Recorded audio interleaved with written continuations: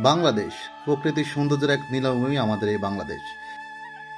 সেই বাংলাদেশের ভিতরে রয়েছে দ্বীপ জেলা ভোলা, যা দৃষ্টিনন্দন এবং সুন্দর, যার ভিতরে রয়েছে বহমান মেঘনা নদী এবং দৃষ্টিনন্দন নদীর পাড়, যা আপনাকে বিকেলবেলার মনোমুগ্ধকর পরিবেশ আপনাকে আকৃষ্ট করবে।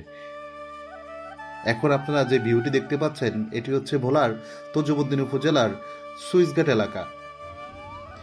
এখানে মানুষ বিকেলবেলা ঘুরতে এসে সন্ধ্যা নামার আগ পর্যন্ত মানুষ বাসায় ফিরে না।